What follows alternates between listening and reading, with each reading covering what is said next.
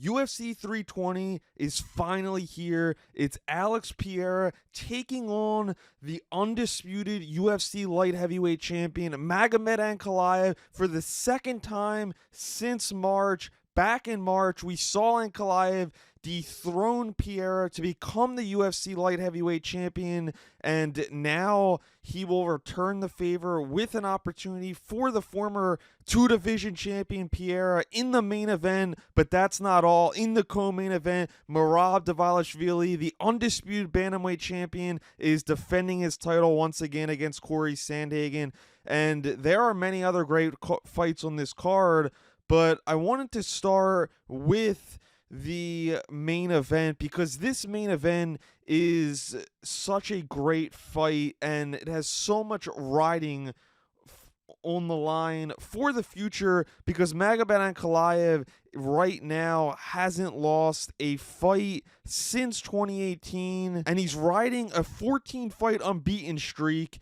And his last win, as I said, came against Alex Pereira back in March. And this guy, although he isn't the flashiest fighter of all time, he just finds a way to win each and every time. And he's been a guy that just nobody has been able to figure out. It's that simple. And in this matchup on DraftKings Sportsbook, Alex Pereira's a plus 210 underdog. Magomed Ankalaev's minus 258. And I just think these odds are too strong and too heavily in favor of Ankalaev. Even though he's the champion, before the last fight, Pierre was a minus 130, and Alex has a lot kind of riding against him, and the odds and the history doesn't support and doesn't favor him in this matchup because he is 37 years old. He is a former champion taking on the same fighter in back-to-back fights, and in those scenarios, fighters are just 4-12 in the last 16 times that we have seen a champion lose their title and then face the new champion in a rematch in back-to-back fights. The last person to do it was actually Israel Adesanya when we saw him knock out Pereira after Pereira knocked him out. But yeah, it's only happened 4 times in history, and it's only happened 3 times in the last 15 plus years, so or even nearing 20 years to be exact. So it's a lot against Pereira in this fight, and it's just simple. When you put up the fact of the age, guys in their late 30s, and former champions trying to reclaim their championship, that just doesn't equal a strong outcome in the past.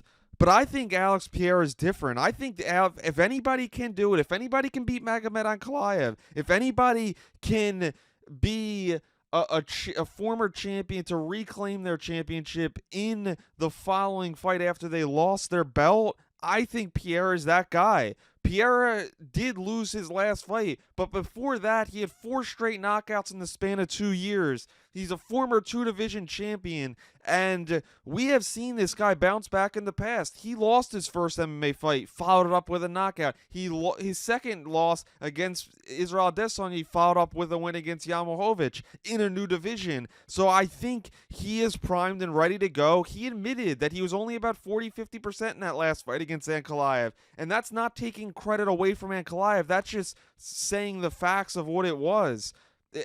As glaring as the loss was, it wasn't that dominant of a performance, and as dominant as Ankalaev even wants to tell people, because he did win 48-47 twice and 49-46 on the judges' scorecards, and he didn't land one takedown out of 12 attempts. He did finish with 5 minutes and 42 seconds of control time, outlanded Pierre by only 18 significant strikes.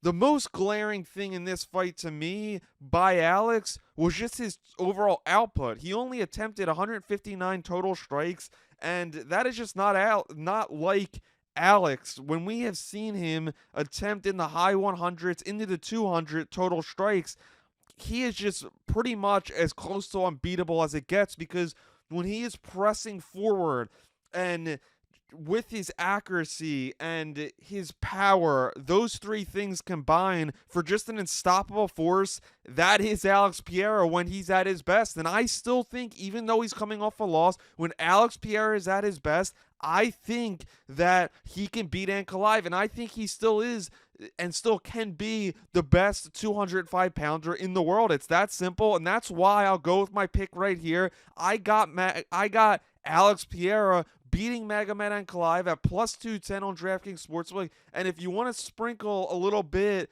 I think it is worth a little bit to put on Alex Pereira to win by knockout at plus 320 on DraftKings Sportsbook. That is because his last 4 victories came by knockout. And in the UFC, this guy has been a knockout machine. We've seen him knock out 7 opponents, and that is what he's known for. And even when it doesn't look pretty, as we saw against Roundtree, he figures out a way to get the finish in the end. So that's why I'm going with Alex Pereira.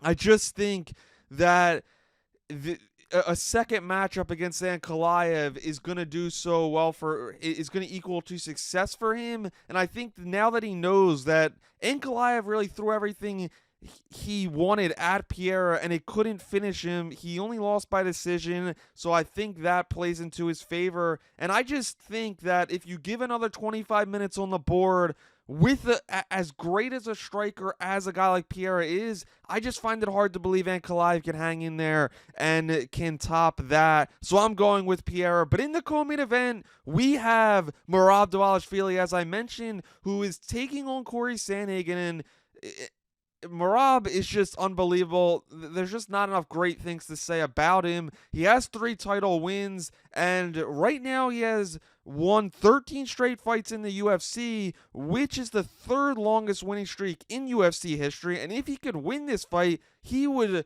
Right now, he's tied for 3rd longest, but if he could win this fight and advance to a 14-fight win streak, he would move to sole position of 3rd in UFC history, and would tie Dominic Cruz with 4 title wins in UFC bantamweight history, which is the 2nd most all time, one behind TJ Dillashaw, if Merab can get past Corey Sandhagen. And I think Merab's going to win this fight. He is a big favorite in this fight after beating Sean O'Malley just a couple months ago and submitting him his first submission win in quite some time back in June. And Merab's a minus 410 favorite, Sandhagen's plus 320, and that kind of just plays into the fact how great Merab is, because we have seen great strikers go against Merab and they just can't hang in there. We have seen taller fighters like Sean O'Malley go in there with Merab. They can't hang in there. That's why I'm going with Merab Dvalishvili to retain his championship,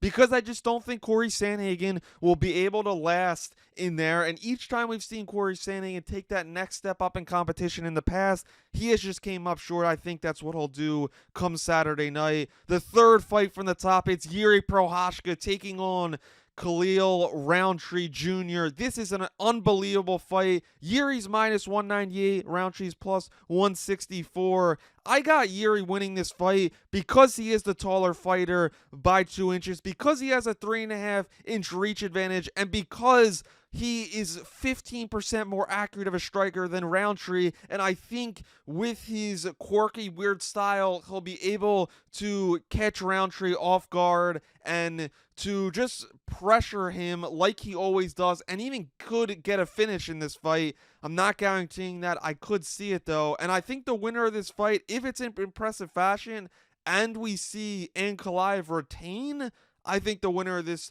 fight will fight for the title next.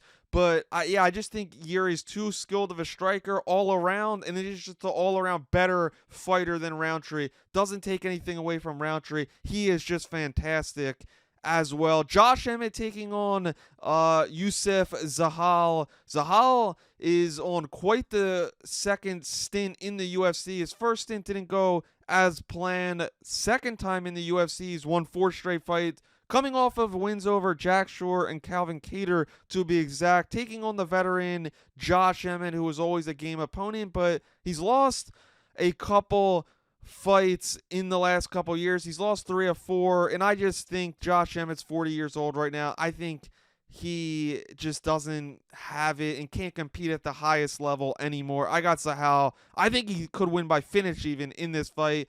To open the show, we got Joe Pyfer taking on Abbas Magomedov. Joe Pyfer, I think he's going to win by knockout. He is coming off a decision win over Kelvin Gastelum. Seemed a little frustrated to not get the finish. I think he gets the finish at UFC 320. Those are my predictions. Thanks to everybody for tuning in. I'm Ryan Wohl. Hit that subscribe button, and I'll see you next time.